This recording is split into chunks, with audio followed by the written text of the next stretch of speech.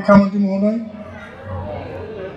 আমাৰ MP মহোদয় আৰু মঞ্চত উপবিষ্ট আমাৰ বিভিন্ন বিষয়ববীয়াসকল, মই আটাইলৈ আজিৰ এই শুভ মুহূৰ্তত শুভক্ষণত আন্তৰিক শ্ৰদ্ধা নিবেদন কৰিছোঁ। জ্যেষ্ঠসকললৈ জানিছোঁ মোৰ সশ্ৰদ্ধ প্ৰণাম, লগৰীয়া বন্ধুসকললৈ জানিছোঁ মোৰ মৰম স্নেহ আৰু আমাৰ ছাত্ৰ ছাত্ৰীসকললৈ মোৰ স্নেহাশীষ যাচিলোঁ। আমি বাৰে বাৰে এটা কথাই ক'বলৈ ভাল লাগিছে, মাজবাট উচ্চতৰ মাধ্যমিক বিদ্যালয়ৰ এই ক্ষণত এক অতি গৌৰৱোজ্জ্বল অতীতৰ কথা আমি স্মৰণ কৰিবলৈ পাই ভাল পাওঁ। আমাৰ ইতিমধ্যে বক্তাসকলে মাজবাট অঞ্চলৰ বিশেষকৈ মাজবাট উচ্চতৰ মাধ্যমিক বিদ্যালয়ৰ অতীতৰ কথা উল্লেখ কৰিছে। আপোনালোকে সকলোৱে জানে, মাজবাট উচ্চতৰ মাধ্যমিক বিদ্যালয়ৰ প্ৰতিষ্ঠাৰ আগতে 1949 চনত ইতিমধ্যে বাহুবাৰ কৈছোঁ, আমিও কৈছোঁ বা আমিও ক'বলৈ গৈছোঁ, মাজবাট তৰুণ ME স্কুল হিচাপে গঢ়িত হৈছিল কেইজনমান স্থানীয় ব্যক্তিৰ সহযোগত। তৰুণ ME স্কুল মানে আপোনালোকে নিশ্চয় উপলব্ধি কৰিছে, অসমৰ স্বাধীনতা সংগ্ৰামৰ অসমৰ এজনী অগ্ৰণী সেনানী দেশভক্ত তৰুণৰাম ফুকন তেখেতৰ নামেৰে এই বিদ্যালয় প্ৰতিষ্ঠা হৈছিল। আৰু এই কথাটো আমি জানো যে ভাৰতৰ স্বাধীনতা সংগ্ৰামৰ পিছত অঞ্চলৰ দেশৰ বিভিন্ন অঞ্চলত পৰ্বতে ভৈয়ামে বিভিন্ন অঞ্চলত শিক্ষানুষ্ঠান, ৰাস্তা ঘাট, বিভিন্ন ধৰণৰ জনকল্যাণমূলক আঁচনি চৰকাৰে গ্ৰহণ কৰিছিল। আৰু এই কথাটো আমি ভালদৰে উপলব্ধি কৰিব পাৰোঁ। স্বাধীনতা আন্দোলনৰ পিছত যি এক সাম্প্ৰদায়িক সংঘৰ্ষই গোটেই ভাৰতবৰ্ষ চুই গৈছিল, সেই সাম্প্ৰদায়িক সংঘৰ্ষৰ পিছত আমাৰ জনপ্ৰিয় চৰকাৰখনে অতি সোনকালে এক সুস্থিৰ অৱস্থালৈ আনিবলৈ চেষ্টা কৰিছিল। আৰু সেই সুস্থিৰ অৱস্থাৰ মাজতেই পঞ্চবাৰ্ষিক পৰিকল্পনাৰ জৰিয়তে বিভিন্ন ঠাইত যেনে কিছুমান জনহিতৰ কাৰ্য স্থাপন হাতত লৈছিল। আৰু সেই ফলশ্ৰুতিতে আমাৰ এই অঞ্চলত বিভিন্ন ধৰণৰ শিক্ষানুষ্ঠান, বিশেষকৈ ইয়াৰে পুৰণা শিক্ষানুষ্ঠান হিচাপে আমি মাজবাট প্ৰাথমিক বিদ্যালয়খনৰ কথা উল্লেখ কৰিব পাৰোঁ। এইখন প্ৰতিষ্ঠা হৈছিল ইংৰাজী 1934 চনত। ডাঙৰীয়া স্কুল, ME স্কুল, এইখন অতি পুৰণা স্কুল, আমাৰ ইয়াৰ পৰা উত্তৰে প্ৰায় 20 কিলোমিটাৰ আঁতৰৰ। এইবিলাক স্বাধীনতা সংগ্ৰামৰ ফলশ্ৰুতিত মানুহৰ মনৰ এক মুকলি নৱজাগৰণৰ এক পৰিৱেশত এই শিক্ষানুষ্ঠানবিলাক গঢ়ি লৈছে। আৰু মাজবাট হায়াৰ ছেকেণ্ডাৰী স্কুলৰ আধাৰতে আপোনালোকে সকলোৱে জানে, আমাৰ এই চাৰিওপিনে নানান ধৰণৰ প্ৰাথমিক বিদ্যালয়, মধ্যমীয়া বিদ্যালয় গঢ়ি উঠিছে। আৰু সেইবিলাকত মাজবাট হাইস্কুলৰ পৰা উত্তীৰ্ণ হৈ নিজ নিজ কৰ্মস্থান উপনীত হৈ এই মাজবাটক শিক্ষাৰ পোহৰে জগাই তুলিছে। আৰু সেই পোহৰত আমি আটাইয়ে আজি উদ্ভাসিত হৈছোঁ। আজিৰ দিনটোৱে আমাক এনেকুৱা এটা পৰিৱেশলৈ লৈ গৈছে, আমি প্ৰায় 67 চনতে ইয়াতে আহিছিলোঁ। আৰু তেতিয়াৰ পৰা আহি যি এক পৰিৱৰ্তন দেখিছোঁ, সেই পৰিৱৰ্তনে আমাক নিশ্চয় আপ্লুত কৰিছে। আমি ইতিমধ্যে আমাৰ বক্তাসকলে কৈছে যে আমাৰ যিটো সম্পদ, মানৱ সম্পদ বুলি কওঁ, আমাৰ কেৱল ডাক্তৰ, ইঞ্জিনিয়াৰসকলে মানৱ সম্পদ নহয়। আমি যিখন সমাজত বসবাস কৰি আছোঁ, সেইসকল ব্যক্তি আমাৰ সমাজৰ প্ৰয়োজনীয়তাত যদি কিবা অৰিহণা যোগাইছে, সমাজৰ প্ৰয়োজনত যদি তেওঁলোকে কিবা আগবঢ়াব পাৰিছে, সেইসকলো আমাৰ কাৰণে নিশ্চয় সম্পদ।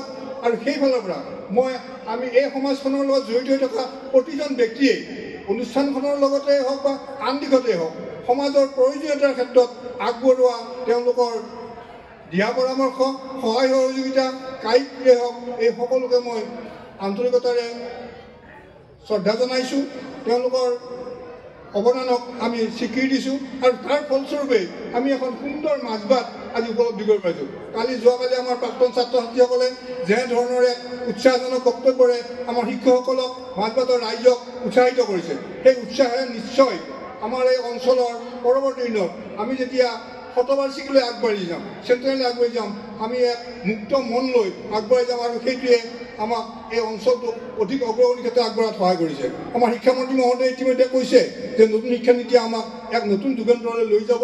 আৰু তাৰ প্ৰতি আমি ৰাইজে, আমি ছাত্ৰ ছাত্ৰী সকলো দিশৰ সকলো মানুহে এক সহযোগিতা, সহায় আগবঢ়োৱা উচিত। চৰকাৰৰ জনকল্যাণমূলক কামত আমাৰ এক দায়িত্ব আছে, কৰ্তব্য আছে। আৰু সেইটো কৰিবলৈ গ'লে নিশ্চয় আমাৰ এই মাজবাট অঞ্চলৰ এই মাজবাট হায়াৰ ছেকেণ্ডাৰী স্কুলৰ আজিৰ এই পবিত্ৰ ক্ষণত আমি প্ৰত্যেকেই এক প্ৰতিজ্ঞাবদ্ধ হ'ব লাগে। আমাৰ এই অনুষ্ঠানৰ জৰিয়তেই আমি ভৱিষ্যতে আমাৰ ছাত্ৰ ছাত্ৰীয়ে এক বিশাল এটা পৰিৱেশ সৃষ্টি কৰিব আৰু যি পৰিৱেশে এক সুন্দৰ এখন সমাজ গঢ়াত সুস্থ সামাজিক সম্বন্ধ স্থাপন কৰাত সহায় কৰিব। আমাৰ কৰ্তব্য আৰু দায়িত্ব সেইখিনিতেই সীমাবদ্ধ। মই ইতিমধ্যেই কৈছোঁ যে আমাৰ মাজগাঁও উচ্চতৰ মাধ্যমিক বিদ্যালয়ৰ ছাত্ৰ ছাত্ৰী যিবোৰ আমাৰ আশে পাশে বিদ্যালয় গঢ়ি উঠিছে সেইবিলাকে নিশ্চয় এই ক্ষেত্ৰত আগভাগ ল'ব আৰু আমাৰ চৰকাৰে এই ক্ষেত্ৰত যথেষ্ট সুবিধা আগবঢ়াব আৰু সুবিধা গ্ৰহণ কৰি আমি আমাৰ কৰ্তব্য পালন কৰিব লাগিব। আৰু এই কথাটো আমি মনত ৰাখিব লাগিব, এখন গণতান্ত্ৰিক চৰকাৰৰ যি কৰ্তব্য আৰু দায়িত্ব তেওঁলোকে পালন কৰাৰ লগে লগে আমাৰ ৰাইজৰো ছাত্ৰ ছাত্ৰীৰো আমাৰ কিছুমান দায়িত্ব আছে। আমি যেতিয়া আমাৰ দাবী পূৰণ কৰিবলৈ আমি চৰকাৰৰ ওচৰত দাবী কৰোঁ, আমাৰ দাবীৰ লগত আমাৰ কৰ্তব্যৰ যথেষ্ট সম্বন্ধ আছে। আমি যদি প্ৰত্যেকেই নিজা নিজা কৰ্তব্য পালন কৰি যাওঁ, অভিভাৱক ছাত্ৰ ছাত্ৰী আৰু ৰাইজে নিশ্চয় সকলো ফালৰ পৰাই এই বিদ্যালয়ক কেন্দ্ৰ কৰিয়েই মই কৈছোঁ যে ইয়াৰ দৰে যথেষ্ট এটা উন্নত এটা পৰিৱেশ গঢ়ি উঠিছে। নিশ্চয় ভৱিষ্যতেও ইয়াক লৈ এখন উন্নত মাজবাট হোৱাৰ ক্ষেত্ৰত যথেষ্ট অৱকাশ আছে। মাত্ৰ আমি চৰকাৰৰ সৈতে সহযোগ কৰিব লাগিব।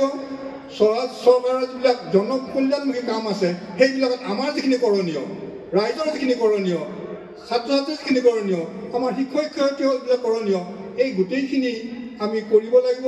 তেতিয়া নিশ্চয় হ'ব। আমি প্ৰায় 55 বছৰ আগতে ইয়াতে আহিছোঁ। আমাৰ সহকৰ্মী বহুতো শিক্ষক বন্ধুসকল আমাৰ ইয়াত আছে।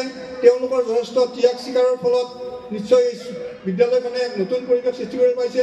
আৰু বৰ্তমান যিসকল কৰ্মৰত আমাৰ শিক্ষক শিক্ষয়িত্ৰী সেইসকলৰ কৰ্মনিষ্ঠতা নিশ্চয় আমি আন্তৰিকতাৰ সৈতে বিভিন্ন সময়ত আমি আহোম স্কুললৈ দেখিছোঁ আৰু আশা ৰাখিছোঁ ৰাইজে যিধৰণে ইচ্ছা কৰিছে আমাৰ এই অতীতটো আকৌ ঘূৰাই আনিবৰ কাৰণে নিশ্চয় চেষ্টা কৰিব। আমাৰ ৰিজাল্টৰ ক্ষেত্ৰত কথা কৈছে হ'লেও আমাৰ হতাশ হ'বলগীয়া একো নাই। পৰিৱেশে আকৌ নতুন এটা দিন আগুৱাই আনিব। মই ভাবোঁ আমাৰ শিক্ষকসকল, ছাত্ৰ ছাত্ৰীয়ে একত্ৰিতভাৱে আৰু অভিভাৱকে এই তিনিটা বিভাগে ছাত্ৰ ছাত্ৰী, অভিভাৱক আৰু শিক্ষকে লগ হৈ আমাৰ এই অনুষ্ঠানটোক অধিক দ্ৰুততৰ কৰি ল'ব আৰু আমি সোণালী ভৱিষ্যতলৈ অৰ্থাৎ আমি 25 বছৰৰ যিটো পিছত আমি পাম শতবাৰ্ষিকী, তাইলৈ আমি অতি আনন্দৰ সৈতে আগবাঢ়ি যাম আৰু দেখিম এখন সুন্দৰ মাজবাট উচ্চতৰ মাধ্যমিক বিদ্যালয়, সুন্দৰ এক পৰিৱেশ আমি নিশ্চয় আশা কৰিম। মই এই অনুষ্ঠানৰ লগত জড়িত মই যদিও এজন কৰ্মকৰ্তা, মই অৱশ্যে প্ৰত্যক্ষভাৱে খুব বেছি জড়িত হৈ নাথাকিলেও মই সকলো কথা লক্ষ্য কৰি আছোঁ। মই আমাৰ MCL বৰ্তমান আমাৰ কাৰ্যকৰী আমাৰ যিখন আহ্বায়ক সমিতি, পৰিচালনা সমিতিৰ সভাপতি আমাৰ প্ৰাক্তন ছাত্ৰ শ্ৰীমান দীপক মোৰৰ যথেষ্ট কৰ্তব্য দায়িত্ব পালন কৰি তেওঁ এই অনুষ্ঠানটো সাফল্যমণ্ডিত কৰিবলৈ যথেষ্ট চেষ্টা কৰিছে আৰু এইটো হৈছে ৰাইজে নিশ্চয় লক্ষ্য কৰিছে। আমাৰ যিসকল কৰ্মকৰ্তা ইয়াত আছে, পৰিচালনা সমিতি, আমাৰ আহ্বায়ক সমিতিৰ, অভ্যৰ্থনা সমিতিৰ, তেওঁলোকে দেহেকাহে খাটিছে। নিশ্চয় ইয়াত কাম কৰিবলৈ যাওঁতে নিশ্চয় কিছু ভুল ত্ৰুটি হৈছে আমি লক্ষ্য কৰিছোঁ, কিন্তু সেইটো আমাৰ অনিচ্ছাকৃত ভুলৰ বাবে নিশ্চয় আমাৰ ৰাইজে, ছাত্ৰ ছাত্ৰীয়ে বা আমাৰ বৰ্তমান যিসকল এই অনুষ্ঠানৰ লগত জড়িত নিশ্চয় ক্ষমা কৰিব। এইখন আমাৰ সকলোৰে অতি পবিত্ৰ অনুষ্ঠান, অতি মৰমৰ অনুষ্ঠান।